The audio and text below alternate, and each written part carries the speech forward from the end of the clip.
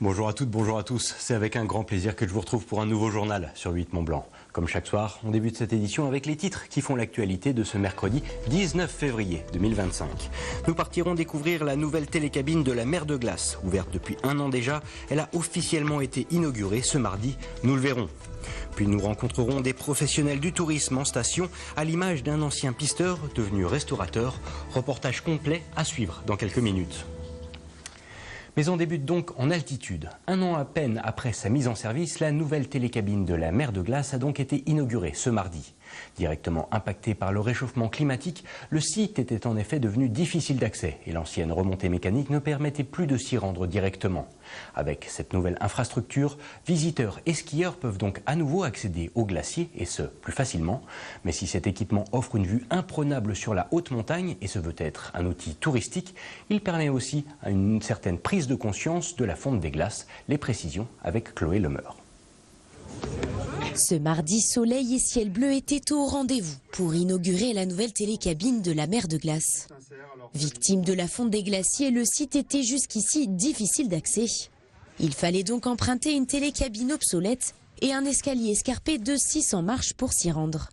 Mais désormais, piétons et skieurs peuvent relier en quelques minutes seulement la gare du Mont-en-Vert à la mer de Glace. Particularité de cette nouvelle télécabine, elle est intégrée dans deux bâtiments, que ce soit en gare amont et gare aval, pour améliorer l'intégration paysagère et dans son environnement. Avec ce qu'on peut voir ici, la réglite qui permet d'avoir de la lumière qui vient rentrer dans le bâtiment, où on a l'impression vraiment d'être à l'extérieur. Par contre, vue de dehors, la réglite, elle permet d'avoir la réverbération des couleurs et du coup de s'intégrer le plus possible dans son environnement. En service depuis plus d'un an, ce nouvel équipement peut transporter jusqu'à 1500 personnes par heure. Et sur une descente de 200 mètres, les touristes peuvent profiter d'une vue imprenable sur le plus grand glacier de France. Mais si elle est une porte vers la haute montagne, la télécabine est aussi et surtout une fenêtre sur les conséquences du réchauffement climatique. Car ici, le glacier perd 6 mètres d'épaisseur chaque année et en 5 ans, il en aurait perdu 40. Le glacier va continuer de diminuer au moins pendant 15 à 20 ans. C'est son temps de réponse au climat. Si on arrêtait de réchauffer la semaine prochaine, il mettrait encore 15 ans, 20 ans pour s'équilibrer au climat d'aujourd'hui. Et donc cette grotte, qui est la 78e depuis 1946, on en creuse une nouvelle donc pour l'été prochain, 2025, au mois de mai-juin, elle va rouvrir. Ça sera la 79e. Et on pourra peut-être la faire encore pendant 5 ans, 10 ans. 15 ans, mais le glacier va se retirer, il va s'éloigner. On ne sait pas trop si on pourra recreuser une grotte. Une situation sur laquelle les exploitants du site tentent de sensibiliser via un parcours pédagogique au sein de la grotte. Imaginé il y a une dizaine d'années, le projet de réhabilitation du Mont-en-Vert prévoit d'ailleurs la mise en place d'un glaciarium devant la gare. Dans le glaciarium, on va plutôt être vraiment du pédagogique, on va être sur l'histoire des glaciers dans le monde, leur évolution, on va être aussi sur changement climatique par rapport à l'impact sur les glaciers. Voilà, on a tout ce travail qui va être plus de l'ordre de la connaissance, mais qui sera quand même ludique pour que les gens puissent apprendre aussi en s'amusant, parce que ce qui est important, c'est vraiment de garder ce caractère du Mont-en-Vert qui est un lieu depuis maintenant 1740 qui est accessible à tous et l'objet c'est vraiment de découvrir et connaître la haute montagne grâce à ça. Un centre d'interprétation des glaciers et du climat qui devrait normalement voir le jour d'ici 2026 et qui permettra de continuer à faire vivre l'héritage de cette montagne auprès des 500 000 visiteurs annuels. À noter que l'inauguration a également été l'occasion de rendre hommage aux 2 ouvriers décédés sur le chantier. Pour rappel, en juillet 2022, la chute d'un pylône leur avait coûté la vie.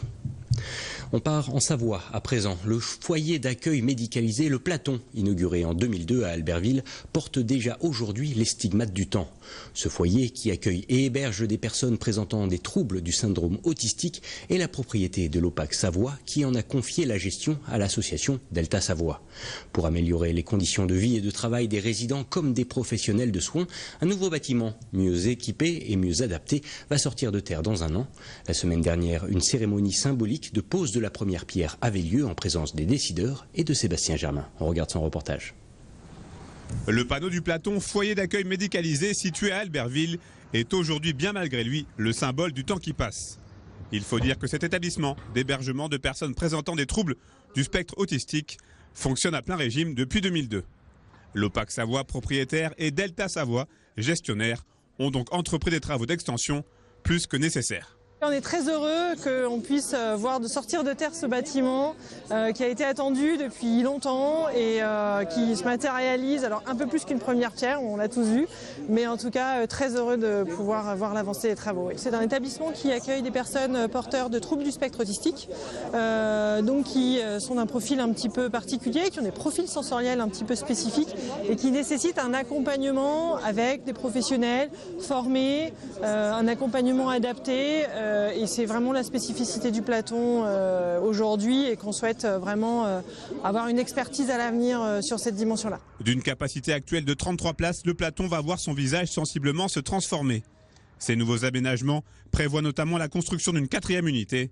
Ce bâtiment de 2 étages, d'une surface planchée de 718 mètres carrés, comptera 7 chambres individuelles PMR. C'est un foyer de grande qualité, il y fait un excellent travail, on a des équipes performantes, très proches de nos résidents, avec un souci d'avoir pour chacun des résidents un projet personnel. Donc il y a beaucoup de soins, beaucoup de suivi, avec la volonté de s'ouvrir aussi sur l'extérieur. Pour l'Opac Savoie, propriétaire du Platon, ce chantier est une nouvelle occasion de montrer que l'organisme n'est pas uniquement lié au logement social. L'Opac de la Savoie est le premier bailleur social de la Savoie avec près de 20 000 logements et c'est aussi une implication auprès du tissu associatif et des gens qui travaillent au plus près des gens qui ont des difficultés de handicap, voire des gens qui sont tout simplement dans le vieillissement ou des saisonniers qui ont du mal aussi à trouver un logement. Et donc on a aussi créé 65 foyers qui ponctuent tout le territoire pour accompagner, loger, rendre des services à ces personnes. D'un coût total de 2,241 millions d'euros, le nouveau bâtiment du Platon doit normalement être livré au printemps 2026.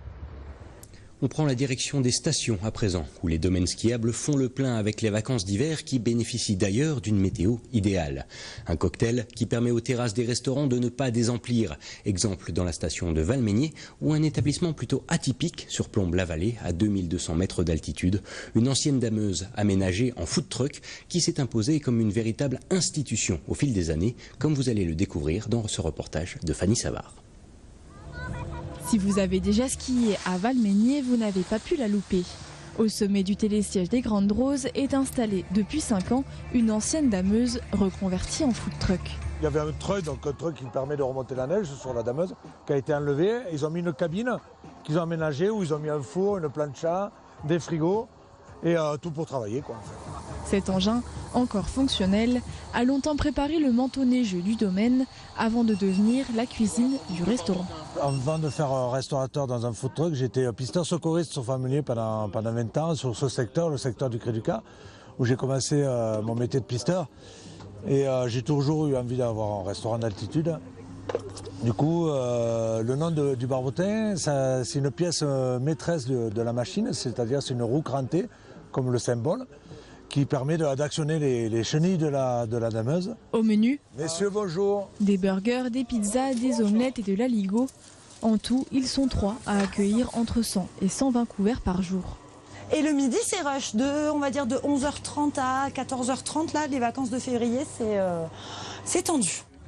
Et justement, entre les vacances et ce grand soleil, il n'en faut pas plus pour remplir la terrasse du restaurant. C'est vrai qu'on n'a pas l'habitude de voir ça et donc c'est vraiment pas mal, surtout que c'est assez rapide et tout le service, donc c'est pas mal. On est déjà venu l'année dernière ici et c'est chouette parce que dès qu'il y a un temps comme ça, on s'arrête, ça nous permet de passer la journée entière sur les pistes plutôt que de rentrer à l'appartement. Des food trucks de ce genre, il en existe une 30aine dans le monde. La dameuse de Valmeinier, elle, est la 2e de Maurienne. Un dernier mot avant de clore ce journal pour annoncer la superbe victoire d'Éric Perrault sur les mondiaux de biathlon. Le jeune Savoyard de 23 ans devient donc le nouveau champion du monde en individuel. Il devance l'Italien Tommaso Giacomel et un autre Français, Quentin Fillon-Maillet, qui complète le podium. Et nous voilà arrivés au terme de ce journal sur 8 Mont-Blanc. Merci de votre intérêt et de votre assiduité à l'actualité sur notre antenne. Et bien sûr, merci à toute l'équipe. Dans un instant, Thierry Paul vous attend pour vous donner les dernières nouvelles du temps. Et pour ce qui est du prochain rendez-vous avec l'info, le rendez-vous est déjà pris pour demain, jeudi à partir de 18h. Une édition au cours de laquelle j'aurai le plaisir d'accueillir Guillaume Rosetti, le nouveau directeur de l'Office du tourisme de Grand-Chambéry. D'ici là, je vous souhaite une très belle soirée sur 8 Mont-Blanc. À bientôt.